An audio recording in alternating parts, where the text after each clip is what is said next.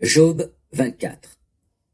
Pourquoi le Tout-Puissant n'a-t-il pas réservé des temps pour exercer son jugement? Et pourquoi ceux qui le connaissent ne voient-ils pas les jours de son intervention? On déplace les bornes, on vole des troupeaux et on les mène paître. On s'empare de l'âne appartenant à l'orphelin, c'est le bœuf de la veuve que l'on retient en gage. On empêche les pauvres de se déplacer librement, et les malheureux du pays n'ont plus qu'à se cacher. Tels des ânes sauvages vivant dans le désert, les malheureux s'en vont dès l'aube à leur travail, cherchant leur nourriture. La steppe doit fournir du pain pour leurs enfants, ils doivent moissonner le fourrage des champs et grappiller les vignes du méchant. Ils se couchent tout nus, faute de vêtements, sans rien pour se couvrir quand il fait froid. L'averse des montagnes les laisse tout transis et, n'ayant pas d'abri, ils doivent se serrer tout contre le rocher. On arrache de force l'orphelin au sein de sa mère, on exige des gages des indigents. On les fait marcher nus, privés de vêtements, et on leur fait porter des gerbes tout en les laissant affamés. Ils pressent les olives dans les enclos d'autrui et foulent les vendanges tout en mourant de soif. On entend dans les villes les gens se lamenter et les blessés se plaignent. Mais Dieu ne prend pas garde à ces atrocités.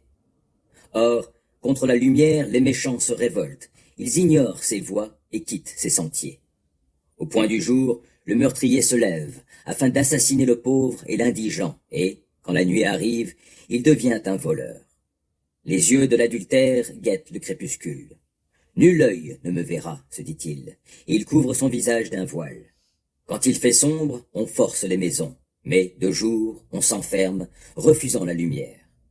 L'aube, pour tous ces gens, est un sombre moment, car c'est là qu'ils éprouvent les frayeurs des nuits noires. Oui, le méchant est emporté, léger sur la face de l'eau. Et il n'a sur la terre qu'un domaine maudit. Il ne prend pas le chemin de ses vignes. Comme un sol altéré absorbe l'eau des neiges dans la chaleur du jour, voilà le pécheur englouti par le séjour des morts. Le saint qui le porta ne se souviendra plus de lui tandis que la vermine en fera ses délices. Il tombe dans l'oubli.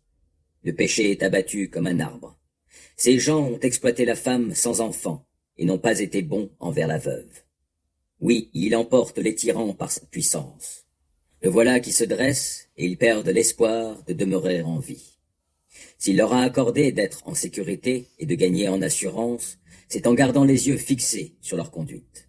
Eux, pour un peu de temps, ils s'étaient élevés, puis ils ont disparu. Ils sont tombés comme tous ceux que l'on moissonne, ils ont été coupés comme des épis mûrs. Qui me démentira en prétendant qu'il n'en est pas ainsi? Et qui réfutera le discours que je tiens?